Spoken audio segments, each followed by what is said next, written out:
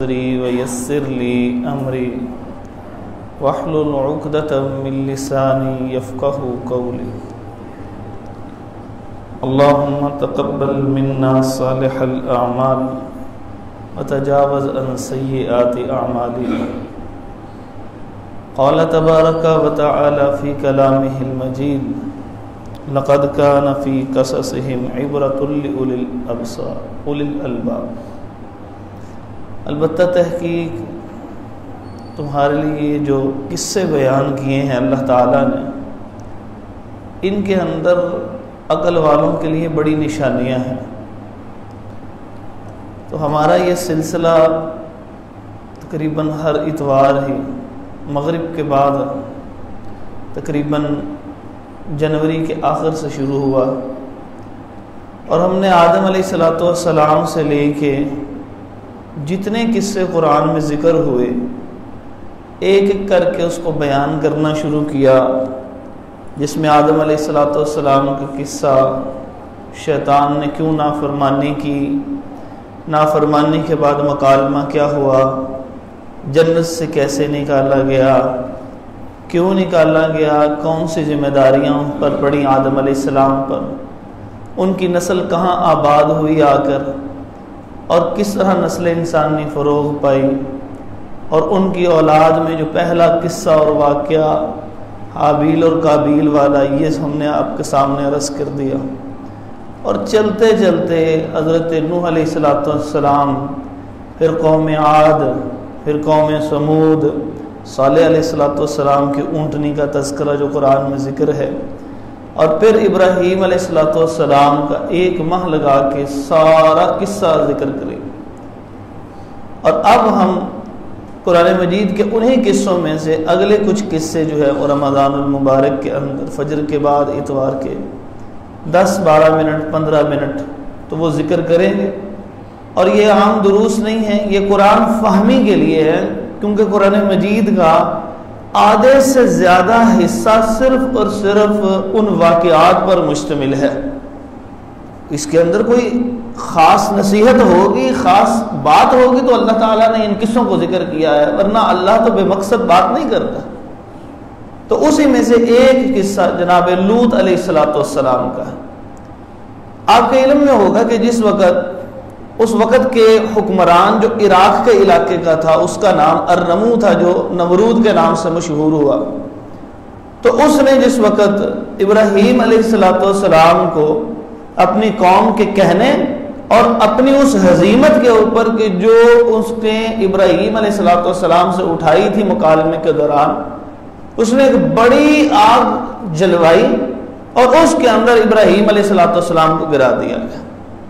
اور آپ کے علم میں ہے کہ اس موقع پہ ابراہیم علیہ السلام نے وہ ایک لفظ کہا تھا کہ حسبی اللہ ونعم الوکیل، مجھے اللہ کافی ہے اور بہترین کارساز ہے. تو اللہ تبارک و تعالیٰ نے آگ کو کیا فرمایا تھا؟ کہا تھا کہ اے آگ تو ٹھنڈی ہو جا ابراہیم علیہ السلام پہ. کون سی ٹھنڈی ہو؟ سلامتی والی ٹھنڈ بھی نہیں لگنی چاہیے. اب جب وہاں پر گرے تو پوری کی پوری قوم کو چاہیے تھا کہ اللہ کے سامنے ہاتھ جوڑ دے کہ یا اللہ تو ہی ہمارا رب ہے. اتنا بڑا معجزہ کہ جس چیز کو جس مقصد کے لیے پیدا کیا گیا ہے اس کی وہ صفت ہے، آگ کا کام جلانا ہے، وہ جلا نہیں رہی اور ابراہیم علیہ السلام کے لیے گل و گلزار ہو گئی. مان لینا چاہیے، اس میں کون سی بڑی بات ہے. اب آنکھوں کے ساتھ دیکھنے کے کئی مطالبے کیے، جیسے جناب محمد رسول اللہ صلی اللہ علیہ وسلم سے کہا آپ یہ ایک بستی کو سونے کا بنا دے، فلاں کام اس طرح کر دے، ہم ایمان لے آئیں گے. آپ کے ساتھ فرشتہ کیوں نہیں کوئی نازل ہوتا، ہمیں آ کے بتاتا، آپ کی کوئی حفاظت کرنے والا ہوتا، ہمارے بڑے بڑے باغات ہوتے. ایسے انبیاء سے معجزات طلب کیے جاتے تھے. تو وہ معجزات طلب کرنے کے ساتھ کہتے تھے اگر ہو گیا تو مان لیں گے. اب ہو تو گیا، آگ کے اندر جلا تو رہی نہیں آگ ابراہیم علیہ السلام کو. پوری قوم میں سے کسی ایک کو بھی توفیق نہیں ہوئی کہ اللہ رب العزت پر ایمان لے. وہاں پر اللہ تعالیٰ فرماتے ہیں فآمن لہ لوط، اس قوم کے اندر ایک آدمی تھے، ایک نوجوان تھے جن کا تاریخ میں ابراہیم علیہ السلام کے ساتھ رشتہ وہ بھانجا، اور زیادہ مفسرین نے بھتیجے کا لکھا ہے. اللہ تعالیٰ فرماتے ہیں فآمن لہ لوط علیہ السلام آگے بڑھے، انہوں نے کہا میں ایمان لاتا ہوں کہ یہ اللہ کے سچے نبی اور پیغمبر ہیں۔ اب یہاں سے جس وقت وہ باہر نکلے اور آگ نے تو جلایا نہیں، وہ بادشاہ بھی ڈرا ہوا ہے، ایمان نہیں لایا، ڈرا ہوا ہے۔ آخر کار وہ علاقہ کو چھوڑا، جن کو کوئی پوچھتا نہیں تھا وہاں سے وہ نکلے۔ 3 افراد کا ایک چھوٹا سا قافلہ نکلا، ان میں ابراہیم علیہ السلام تھے، سیدہ سارہ علیہ السلام تھی، اور تیسرے جناب لوط علیہ السلام۔ اب یہ نکلتے اور ایک اور علاقے کی طرف جاتے ہیں، وہ میں نے سارا واقعہ سنایا ہے، وہ مقصد نہیں ہے، مقصد یہ ہے کہ لوط علیہ السلام کا ایمان کہاں سے آغاز، اللہ نے کیسے حفاظت فرمائی، پوری قوم غرق ہو رہی ہے، یہ ایمان لانے والے۔ اور جب ایک اکیلا بندہ بھی کسی پر ایمان لے آتا ہے نا، جو اللہ کے احکامات کو اللہ ضائع نہیں کرتے، اللہ تعالیٰ نے وہی لوط علیہ السلام کو ابراہیم علیہ السلام کے ساتھ نبی کے نبوت کے اندر شرکت دیتے، یعنی وہ بھی نبی بنا دیے۔ ایک وقت میں 70 انبیاء بھی ہوئے، مفسرین نے لکھا ہے۔ اسی طرح یہود نے ان 70 انبیاء کو بھی قتل کیا ہے، تو مطلب کیا ہے کہ ایک وقت میں ایک سے زیادہ نبی ہو سکتے ہیں، اور اللہ نے ضائع نہیں کیا۔ اب یہ لوط علیہ السلام ساتھ چلتے ہیں، کچھ وقت ان کے ساتھ گزارتے ہیں، لیکن یہ جو عراق سے اوپر والا حصہ ہے نا، جس کو جارڈن کہتے ہیں، اس سے اوپر شام ہے اور اس کے ایک طرف فلسطین ہے، تو اس علاقے کی طرف ابراہیم علیہ السلام کے مشورے سے اور اللہ تبارک و تعالیٰ کے حکم سے وہاں ایک قوم رہتی تھی، اس کا نام تھا سدوم۔ اس علاقے کی طرف جناب لوط علیہ السلام کو بھجوا دیا گیا کہ آپ نے اس علاقے کے لوگوں کی اصلاح کر رہی ہے۔ ان میں 4-5 خرابیاں تھیں۔ پہلی خرابی کیا تھی، اور یہ یاد رکھیے یہ وہ قوم ہے کہ جس کے اوپر اللہ تعالیٰ کے اتنے مختلف قوموں پہ عذاب آتا ہے، اور میں نے کچھ کا ذکر بھی کیا، لیکن اس قوم کے اوپر سب سے سخت عذاب آیا، وہ میں آپ کے سامنے ذکر کرنے لگا۔ حالانکہ اس سے پہلے ایسی سخت قوم تھی، وہ کہتی تھی من اشد منا قوة، میرے سے ہم سے زیادہ طاقتور کون ہے، جو اپنے رب کو کہتے ہیں ہم سے لڑ لے۔ اتنے سخت متکبر لوگ بھی آئے، اللہ نے بڑی زبردست ان کے اوپر عذاب بھیجے، اور وہ کتنے گھنٹے ان کے اوپر عذاب رہا، 7-7 8-8 دن عذاب رہا، لیکن جو اس قوم پہ عذاب آیا، یقین مانے ویسا آپ کو قرآن میں کہیں تصور نہیں ملے گا، اتنا سخت عذاب آیا۔ وہ کون سی ایسی غلطیاں تھیں تاکہ ہم ان غلطیوں کو نہ کبھی دہرائیں۔ پہلی غلطی یہ تھی کہ وہ قوم جو تھی وہ اللہ کے ساتھ شرک کرتی تھی، اور یہ ناقابل معافی گناہ ہے، دنیا کے اندر توبہ کریں گے تو معافی ملے گی، ورنہ معافی نہیں ملے گی۔ کرتے رہے ساری زندگی کے نئے اعمال، لیکن اگر شرک نہ ہوا، شرک ہوا، اللہ تعالیٰ سارے اعمال کو ضائع کر دیں گے۔ کتنا مشہور نام آپ نے سنا ہوا ہے حاتم طائی کا، آج بھی یہ سمبل آف چیریٹی ہے۔ آج بھی جس وقت کسی شخص کو کہنا ہوتا ہے نا یہ بہت بڑا اللہ کا بہت بڑا خرچ کرنے والا، کیا کہتے ہیں، تم بڑے حاتم طائی بنے ہوئے۔ اور یہ نبی مکرم صلی اللہ علیہ وسلم کی اس دنیا میں آمد سے کچھ عرصہ پہلے، کچھ سال پہلے تک زندہ موجود عرب کے اندر تھا۔ یہ کوئی فرضی افسانوی کردار نہیں ہے، یقینی کردار تھا، یہ یقینی شخص تھا۔ اس کا بیٹا عدی رضی اللہ تعالیٰ، اللہ تعالیٰ نے ان کو اسلام کی دولت سے مالا مال فرما دیا۔ انہوں نے اپنے باپ کے متعلق پوچھا تو نبی پاک صلی اللہ علیہ وسلم فرمایا فی النار، جہنم کی آگ میں ہوگا۔ کیوں اتنی زیادہ چیریٹی کرنے والا جہنم کی آگ میں، کیوں اللہ پر ایمان نہیں لایا؟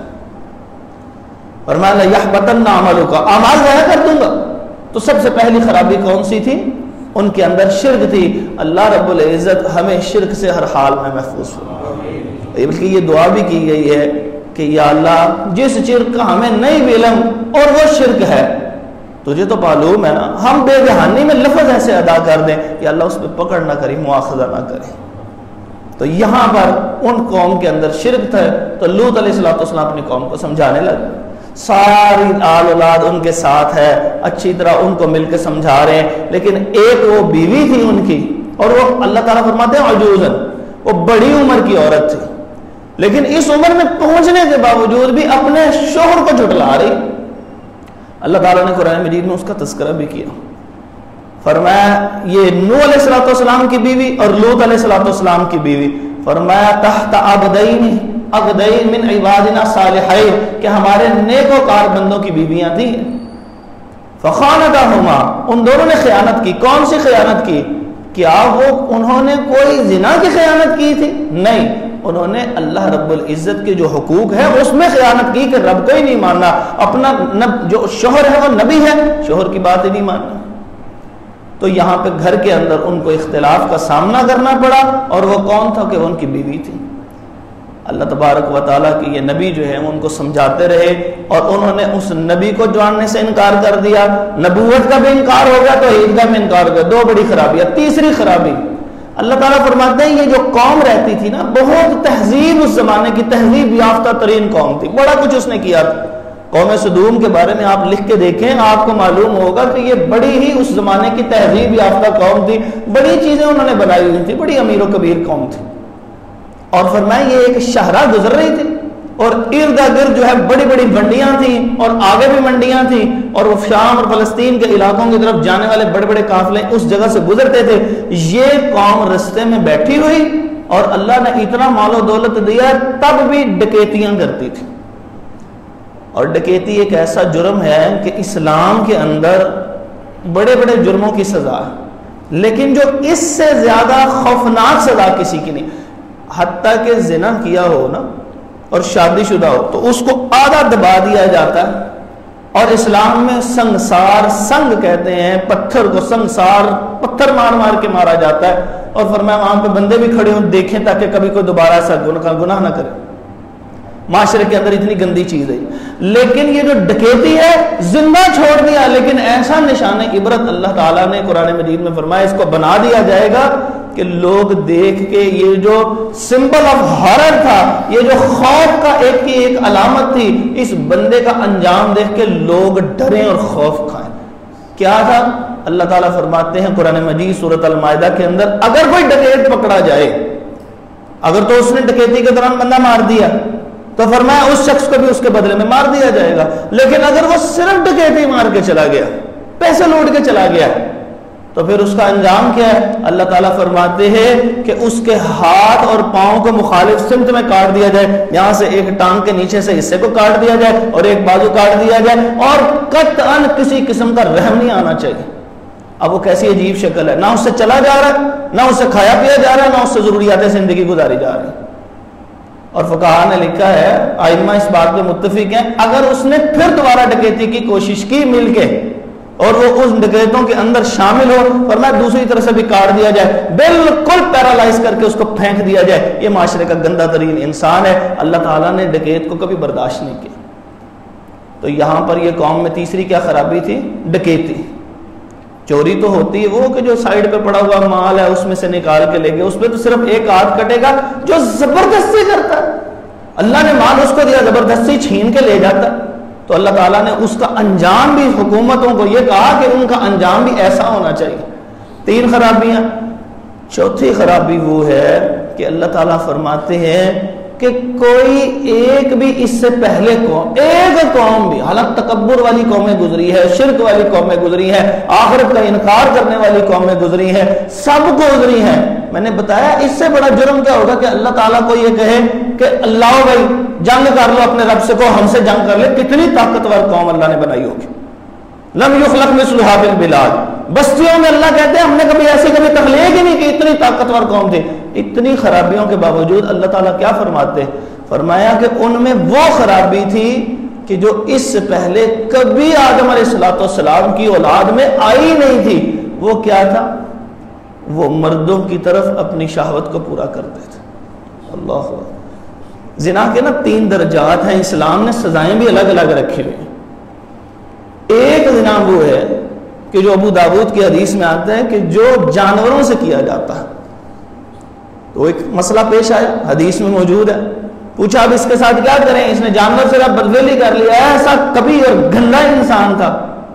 فرمایا اس جانور کو بھی ختم کیا جائے گا، اور وہ کیوں ہے کچھ سمجھ نہیں آتی، لیکن اگر نبی پاک صلی اللہ علیہ وسلم نے فرمایا تو بالکل عین ہی ایسے ہی ہے، اور اس بندے کو بھی اسی طرح سزا دی جائے گی کہ جو زنا کی سزا ہے۔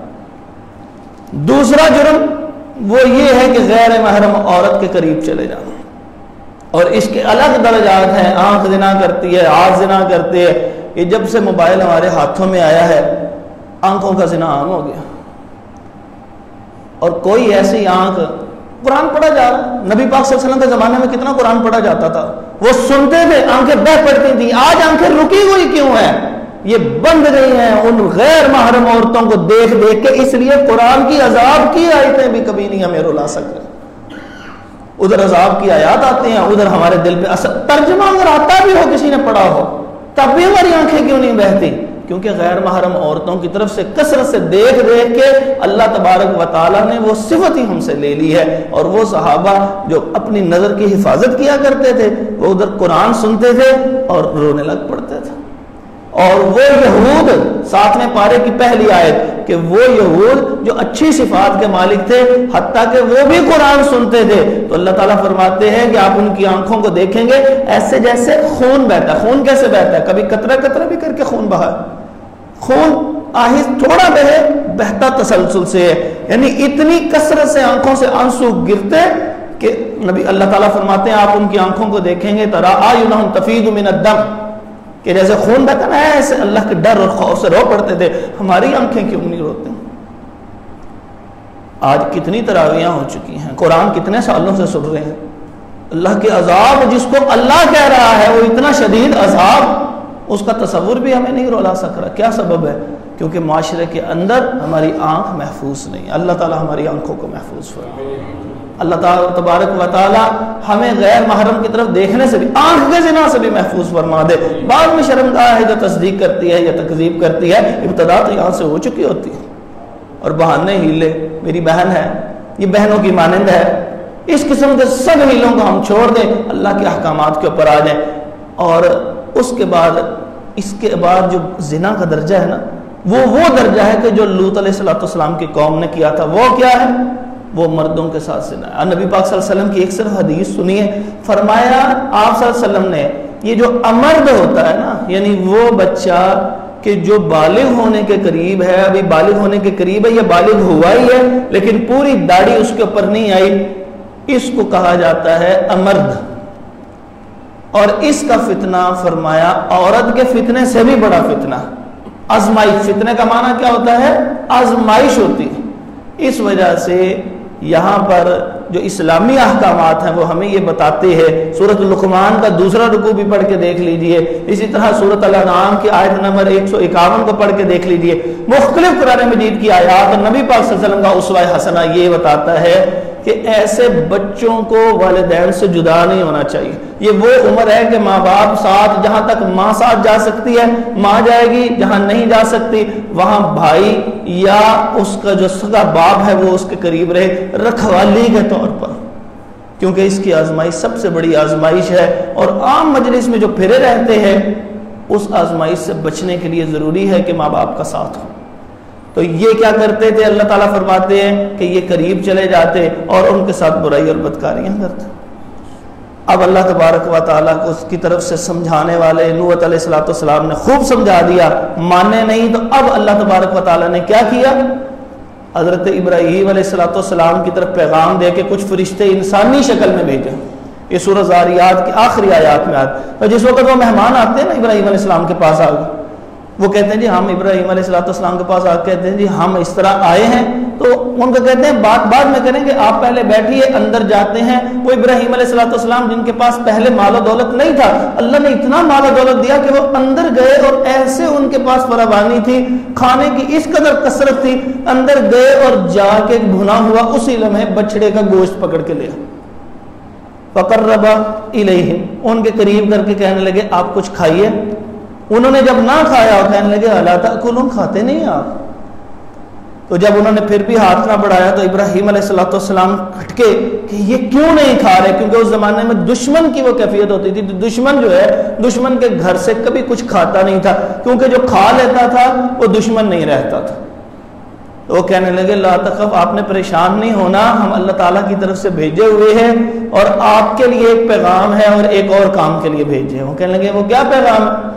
اللہ فرماتے ہیں وہ ان کی سارا علیہ السلام بیوی جو زوجہ تھی وہ سائیڈ پہ کھڑی تھی. تو جب انہوں نے آ کے یہ کہا نا کہ آپ کو اللہ تعالیٰ کی طرف سے ایک بیٹے ان کی خوشخبری دی جا رہی ہے، ان کا نام اسحاق ہوگا، اور اسحاق علیہ السلام کی آگے اولاد کی بھی خوشخبری کہ وہ بھی بے اولادے نہیں ہوں گے، اللہ انہیں بھی اولاد دے گا اور ان کا نام یعقوب علیہ السلام ہوگا. یہ دو نبی ہیں ایسے کہ جن کو اللہ تبارک زکریا علیہ السلام اور ابراہیم علیہ السلام، جن کی اولادوں کے نام اللہ نے رکھ کے بھیجے اور پھر خوشخبریاں دی. اور سارہ علیہ السلام حیران ہو کے کہنے لگی میں بوڑھی ہوں، میرا باپ میرا شوہر جو ہے وہ اتنا شدید بوڑھا ہے اور میں بانجھ بھی ہوں، یعنی میرے لیے فطرتی طور پہ بچہ جننا ممکن نہیں ہے، تو اب کیا کیسے ہوگا؟ وہ کہنے لگے اللہ تعالیٰ کو زیادہ پتہ کہ آپ کی کیا کیفیت ہے، خالق تو وہی ہے۔ تو جس وقت وہ خوشخبری ان کو ملی وہ مسکرانے لگی۔ پھر ابراہیم علیہ السلام پوچھنے لگے اچھا دوسرا کام کیا ہے؟ وہ کہنے لگے ہمیں لوط علیہ السلام کی قوم کی طرف بھیجا گیا ہے، ان کی خرابیوں کی وجہ سے اللہ نے ان کی ہلاکت کا فیصلہ کیا۔ اللہ تعالیٰ فرماتے ہیں ابراہیم علیہ السلام اتنے زیادہ ڈرنے والے تھے اللہ سے اور اتنے نرم دل تھے کہ ساتھ ہی کہنے لگے نہ آپ ان کی طرف ابھی نہ جائیں، کچھ وقت ٹھہر جائے۔ وہ کہنے لگے نہیں ہمیں معلوم ہے کہ وہاں لوط علیہ السلام اور کچھ ایمان والے بھی ہیں، مگر اللہ نے ہمیں اب ادھر بھیج دیا۔ جب اللہ کا حکم آ گیا تو ابراہیم علیہ السلام نے تو آج تک نہیں کیا تھا کچھ بھی۔ تو ابراہیم علیہ السلام کے پاس سے وہ اٹھے۔ مفسرین نے لکھا یہ دو تھے، یہ دو نہیں تھے، کیونکہ ان کے لیے جمع کا صیغہ ہے اور عربی زبان میں جمع کا صیغہ دو سے زیادہ کے لیے بولا جاتا، تو وہ زیادہ تھے، کتنے تھے یہ معلوم نہیں۔ وہ مردوں کی شکل میں اور خوبصورت مردوں کی شکل میں آئے کہ اس آزمائش کا شکار آخری مرتبہ، جس کو کہتے ہیں نا کہ ریڈ ہینڈڈلی پکڑنا، کہ رنگے ہاتھوں پکڑنے کے لیے وہ وہاں پر جاتے ہیں، لوط علیہ السلام سے ملتے ہیں۔ لوط علیہ السلام انہیں دیکھ کے نا تو پریشان ہو جاتے ہیں، وہ کہتے ہیں آپ اتنے خوبصورت مہمان ہیں، اور ان کو معلوم تھا کہ میری قوم کی گندی عادت کیا ہے۔ وہ قوم کے پاس قوم سے چھپانے کی کوشش کرتے ہیں، قوم کو پتہ لگ جاتا ہے، کیونکہ گزر کے تو انسانی شکل میں آئے تھے، وہ فرشتوں کی شکل میں تو نہیں آئے تھے کہ اچانک وہاں نمودار ہو گئے ہوں اور نظر کسی کو نہ آئے ہو، انسانی شکل میں آئے تھے۔ قوم کے افراد جو ہیں وہ لوط علیہ السلام کے گھر کے ارد گرد، اور اندر سے خبر دینے والی کون تھی؟ ان کی بیوی کانت من الغابرین، اسی لیے وہ برباد ہونے والوں کے اندر اللہ نے شامل کر دی تھی کہ یہ وہ مخبری کرنے والی تھی، اور یہ لوط علیہ السلام پر ایمان بھی نہیں لے کے آتی تھی۔ تو ان کو کہنے لگے، لوط علیہ السلام کو فرشتے کہنے لگے کہ آپ نے رات کے وقت نکلنا ہے اور اپنے گھر والوں کو نکلنا ہے، الا امرأتہ، اگر آپ کی بیوی کو اجازت نہیں ہے ساتھ جانے کی، آپ سب نے نکلنا وہاں سے، اور التفات نہیں کرنا، دوسری طرف مڑ کے نہیں دیکھنا۔ جب ایک دفعہ آپ نے رات کو نکل جانا ہے تو آپ نے پھر مڑ کے نہیں دیکھنا، پیچھے کیا ہوتا ہے کچھ بھی ہوتا ہے آپ نے نہیں دیکھنا۔ اور اللہ تبارک و تعالیٰ نے ان کو دیکھنے سے منع کر دیا، قیامت تک وہ سارا منظر قرآن میں ذکر کر دیا کہ اگر انہوں نے نہیں بھی دیکھا تو لوگوں تم سمجھ لو کہ یہ انجام کیا جاتا۔ جب وہ وہاں سے نکلتے ہیں، لوط علیہ السلام اپنے گھر والوں کے نکل کے، رات کا وقت ہے، اور وہ جو قوم بار بار آ رہی تھی وہ آ کے کہتی تھی کہ ہمیں یہ نوجوان دے دیے جائے اور ہم ان سے اپنی بدفعلی کرنا چاہتے ہیں۔ تو لوط علیہ السلام ان کو منع کر رہے، کہنے لگے یہ قوم کی بیٹیاں نہیں ہیں، ان سے نکاح کرو اور ان کے ساتھ تم نے جو کام کرنا ہے وہ کرو، اور نکاح اللہ تعالیٰ نے اس کام کے لیے بنایا ہوا ہے، اور یہ تم کون سا کام کرنے لگے ہوئے ہو؟ اتنی خرابیوں میں ایک خرابی یہ بھی اضافہ کر رہے ہو۔ تو وہ جب نہ مانے اور انہوں نے پورا پلان بنا لیا کہ نہیں ہم نے کسی رات میں جا کے ان کے اوپر سے خون مار دینا ہے، تو لوط علیہ السلام اپنے گھر والوں کو، بیوی کو چھوڑ کے وہاں سے نکلتے ہیں، اور جیسے ہی نکلتے ہیں پیچھے صبح کے وقت، جس وقت صبح ہوتی ہے اس وقت اللہ تبارک و تعالیٰ کی طرف سے عذاب آتا ہے، اور عذاب دو بڑے عذاب آئے ان کے اوپر۔ اللہ تعالیٰ فرماتے ہیں فَأَمْطَرْنَا عَلَيْهِمْ مَطَرًا، ہم نے ان کے اوپر بارش برسائی۔ کس چیز کی؟ پانی کے بوندے نہیں، بارش کی لفظ کیوں ذکر کیا ہے؟ بارش آتی ہے ایک قطرہ آتا ہے، اور صرف ایک ہی قطرہ نہیں آتا، ایک تو بارش ہوتی ہے ایک پورے ڈائیمیٹر کے اوپر، کافی بڑے پھیلاؤ کے اوپر بارش پانی کے قطرے آتے ہیں، تو اس کا مطلب وہ پوری قوم پہ پھیلاؤ کے اندر جو ہے وہ اللہ تعالیٰ کی طرف سے کوئی عذاب آیا۔ اور بارش ہمیشہ کبھی ایک قطرہ گرے تو اس کو بارش نہیں کہتے، ایک کے بعد دوسرا، تیسرا، چوتھا، ممدود، ایک کے بعد دوسرا آتا جاتا ہے پیدر پہ، اور جس جگہ پہلا قطرہ گرتا ہے کئی قطرے اس جگہ پھر دوبارہ گرتے ہیں، اس کو کہتے ہیں بارش۔ اللہ تعالیٰ کہتے ہیں فَأَمْطَرْنَا عَلَيْهِمْ، ہم نے بارش کی طرح ان کے اوپر کیا برسایا؟ حجارتن، پتھر برسائے، من طین، کس چیز کے تھے وہ پتھر؟ مٹی کے بڑے بڑے سجیل، کھنگر پتھر ہوتے ہیں نا جن کے اندر نوکیں ہوتی ہیں، ایسے یوں سمجھ لیں کہ لینڈ سلائیڈنگ ہو رہی ہے، اس کے اندر تو پھر کوئی پتھر دوسرا ہوتا ہے، گول ہوتا ہے، اس کے اندر نوکدار پتھر تھے، مندود، ایک پتھر، دوسرا، تیسرا، مسومۃ، نشان لگے ہوئے تھے۔ پتھر کو اللہ نے بتایا تھا کہ کس کے سر کے اوپر جا کے لگنا تھا، کیونکہ ان سروں کے اندر وہ دماغ تھے جو گندی سوچ سوچتے تھے۔ تو اللہ تعالیٰ کی طرف سے اب یہ بارش شروع ہو گئی، ایک پتھر اس کے اوپر سر کے اوپر لگا ہے، جیسے تھوڑے پہ دوبارہ وہ مارا جاتا ہے نا، تھوڑا کسی چیز پہ تو وہ نیچے چلا جاتا ہے، تو اللہ فرماتے ہیں 1 2 3 اور ایسے دھڑم کر کے سارے پتھر اس پوری قوم پہ گرتے ہیں اور قوم ساری کی ساری زمین میں دھنس جاتی ہے. پھر فرشتہ آتا ہے جالا عالیہ سافلہ، ایسے پوری بستی کو اٹھا کے ایسے کر کے الٹ کے رکھ دیتا، ختم. یہ ہے وہ شدید ترین عذاب. کسی قوم کو تیز ہوا کے ساتھ ہلاک کیا تو منہ اس کا گر کے ایسے پھٹ گیا کہ جیسے کوئی تربوز نہیں اوپر سے گرایا، میں نے آپ سے ذکر کیا تھا.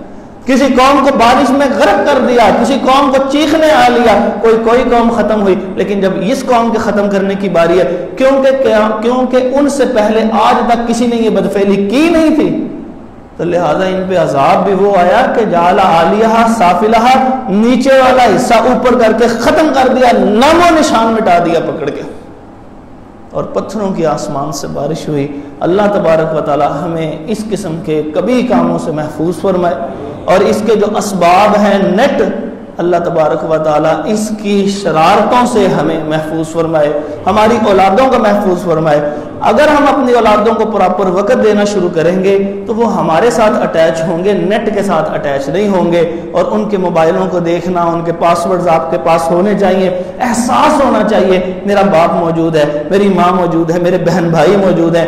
حالت اتنی گندی ہو چکی ہے کہ کیفیت یہ ہو گئی ہے کہ ہر چیز پہ پاس ورڈ لگایا ہے، لیکن بھول گئے کہ کرامن کاتبین کے لیے کوئی پاس ورڈ نہیں.